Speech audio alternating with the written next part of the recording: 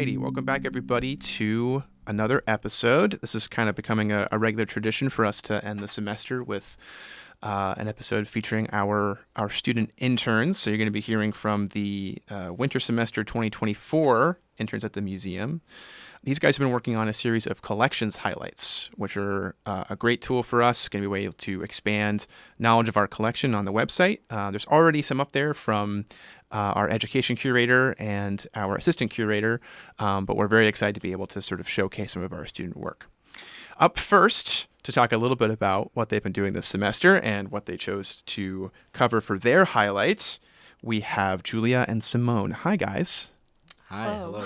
How you doing? Good. How are you? Good. I know it's the end of the semester, so I appreciate you guys cutting out some time to do this. Real quick, up front, maybe you guys could talk a little bit about what you've been working on this semester. You guys have both been working with Samantha, right? Yes. Yep. So tell us a little bit about that. Me? Okay.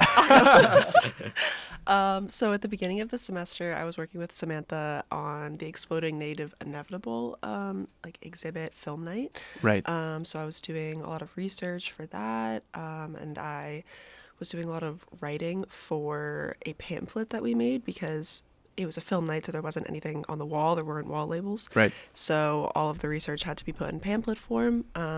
So I was working on that, and then Simone and I had the lovely time of sitting and greeting everybody when they came in at that night, and that was really successful. And then more recently, I've been working on an upcoming small exhibit for October, I believe, with a bunch of pieces with Beth Van Hosen, who is a realist artist from San Francisco from like 1980s, around there. So that's what I've been working on recently. Yeah, great. Nice. Yeah. I've been working with Samantha doing mostly research on John O'Reilly, who is an artist in the collection that we have a couple of his pieces of, about 11, I think. But we never really had that much like information on him, biography or otherwise, kind of his process. So I spent the semester kind of collecting that and putting it all together in a doc, kind of making it like accessible for people. If there ever were to be an exhibit on him, or people just wanted like information about him from the website. So yeah. Yeah, and I remember there was an O'Reilly piece that was back in, the full name of the exhibition is so long. And So Did Pleasure Take the Hand of Sorrow is like the beginning of it. It was Hartley drawings with other artists. I know O'Reilly was featured in that. So the only posthumous person featured in that show. So maybe we'll start with you then, since I know that your highlight is also on an O'Reilly piece. Maybe you could tell us a little bit about that. Yeah, so, I chose an O'Reilly piece just because I've been working with him all semester, so, I felt kind of comfortable being able to talk about that. And the piece I chose, I believe the title is Artist and Model, I believe. And it features, like, a cutout of a self-portrait of Rembrandt holding this nude male figure. And I thought that it was really interesting at first, just because it's like visually very interesting to look at. Yeah. Because they are like the only subjects in the image. The rest of it's just like pretty much black and empty. And then as I was doing more research, I thought it was more interesting because the title and the way that O'Reilly is known to like implement aspects of his own body or his like images of himself into his own works is really interesting.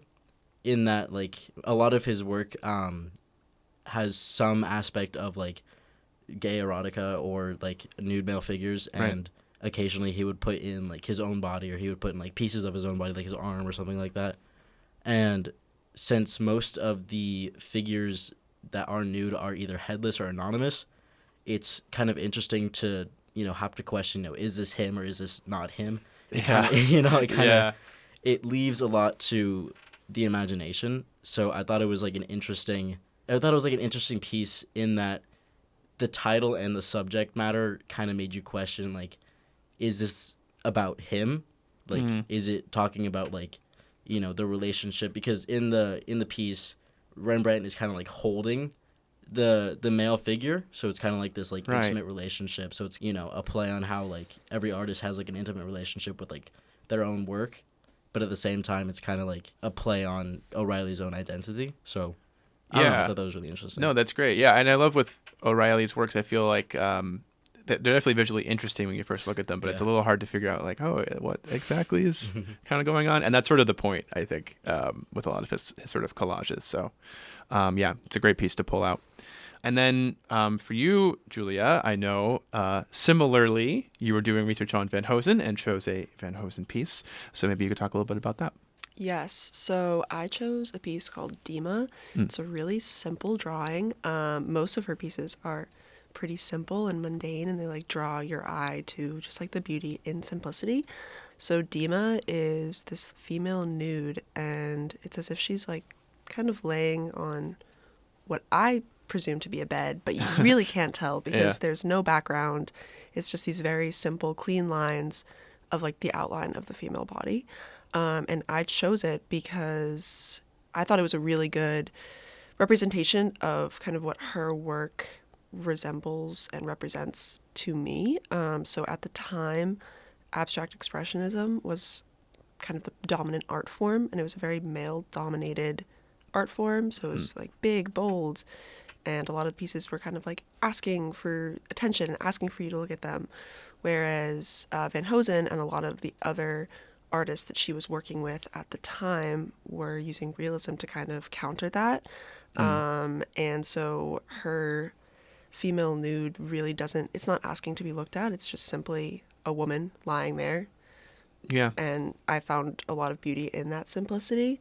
And I also thought it was really interesting in relation to the feminist movement of the time, like the second wave feminist movement in San Francisco that was going on before and during Van Hosen was working. And there isn't necessarily direct correlation of Van Hosen saying that these things were representative of like the feminist movement, but multiple other museums or curators have created exhibits about feminism that feature Beth Van Hosen. So to me, that speaks to her work being emblematic of feminist ideology and stuff like that. So that's why I chose it, and it's a really beautiful piece. Yeah, and you're talking about that sort of that simple portrayal of the feminine form. I think it's kind of an interesting point of contrast with the O'Reilly, where you have like these really complex sort of collages brought together. They really couldn't be more different in terms of the style. And so I love that you guys pulled those out as highlights. So I encourage everybody listening to go and take a look for yourself. There's images of those on the website if you want to take a look at the works we're discussing today. And thank you both for coming and giving a little more background on that. Yes, thank you. All right, take care. Thank you too.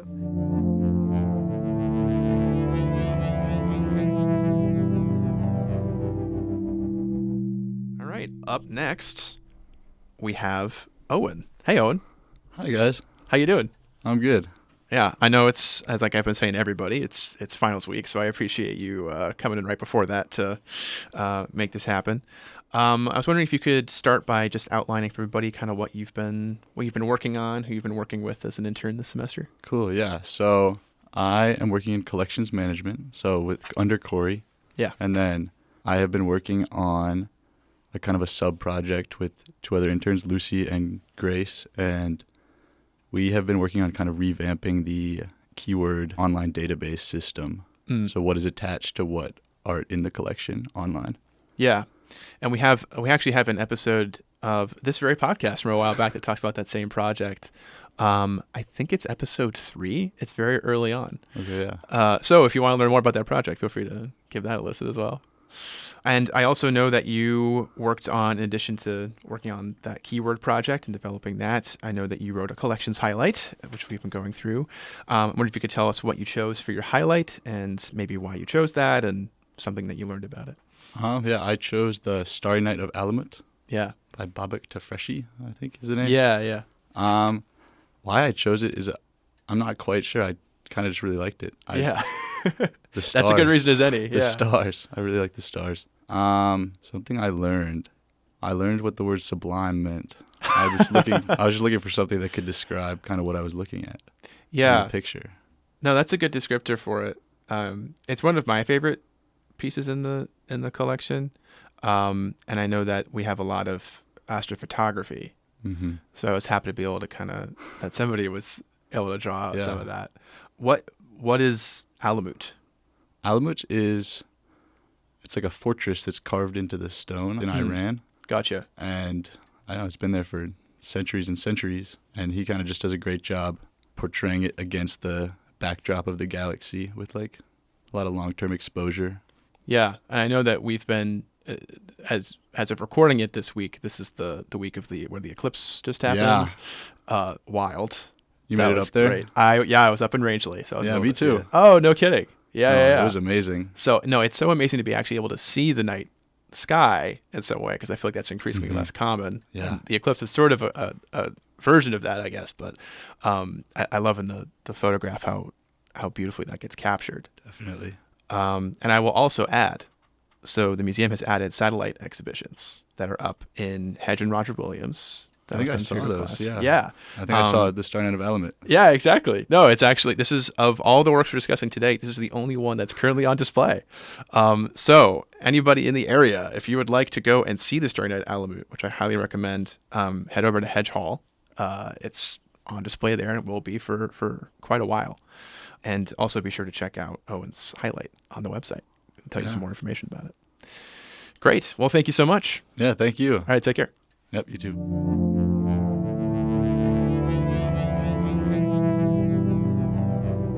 All right. Last up in the booth, we have the education interns, Carley and Kevin. Hello. Hi. Hello there. How you guys doing? I'm good. How are you? Pretty okay. I've been all right. Yeah, I know it's like about to be finals week, so maybe it's not a good time to ask that, but I'm tired, yeah. great. So what have you guys been working on this semester as interns? Well, both of us have been working cataloging items by providing detailed descriptions of selected artworks from Bates Art Museum collections. Yeah, so kind of to expand on that, we are focusing on sort of a folder of pieces that will be used in our next term, which is short term, for an education class. And in that class, they're going to be pulling those pieces to make a course for a K-12 class. And so we're kind of looking at these pieces from the perspective that they're going to be used to make a course. Yeah, great. I think that's going to be with Bronwyn Sale in education, I think is the professor for that. So I'm excited. Hopefully she'll be appearing on the same podcast, although she doesn't know that yet. So hopefully that comes to fruition. The other thing that I know you guys have been working on, as we've been talking through so far, would be the collections highlight, something that we'll be rolling out on the website. Maybe I'll start with you, Carley. What did you choose for your highlight? And if you could tell us a little bit about that. Yeah, so I chose a piece. It's an etching from Boothbay, Maine. It's the Main Street. I think it's titled Bank Square, Boothbay Harbor. And why I chose that piece is because I actually grew up around that area. I would spend my summers there. And to this day, actually, it was just there last week. And I think they just, like, the artist did a great job of encapsulating Boothbay, and it's such a small piece. And it was crazy to me that even, like, I think it was 1932 that it was made, and over 100 years later, like, I can still, like, see, I mean, of course it physically looks similar, but even with the differences, like the different cars and new buildings, like, it still really well encapsulates the community in the piece, which I thought was really cool.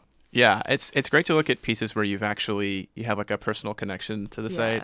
I've been to Boothbay once, so I can't say my knowledge of it is not that great. But a lot of these New England towns, like, they get built up in the 30s or whatever, and then they all stay the same. You can go back and look at old photographs, and it's kind of cool. I think in the highlight you mentioned that you think you know, like, which building. Yeah, I was actually there this weekend, and I went into that building. I tried to get to the second story, which is where I think it was drawn from, but I couldn't get up there. It's private. But like, I went into the first story of it is a store, and I, like, tried to look out from that perspective. It was pretty cool. Yeah, it's great to be able to give that kind of personal perspective into the work. Yeah, I think it makes it a lot more accessible. So great. Well, be sure to check out the highlight from Carley. Yes, please do. Kevin, so pivoting over to you, what did you choose for your highlight?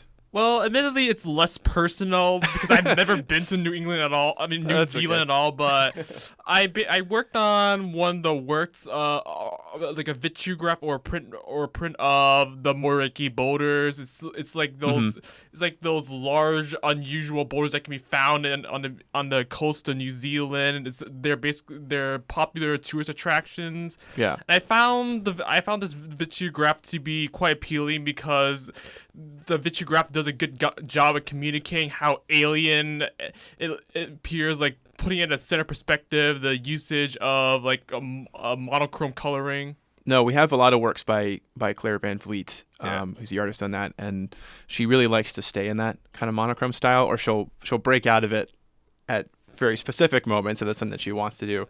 But I also love that you picked up on just the Maori connection to those stones. I know we recently had an exhibition of Exploding Native Inevitable, trying to pull out some indigenous work, and so it's nice to be able to kind of see that being explored further, even after the exhibition is over. Thank you. So, great.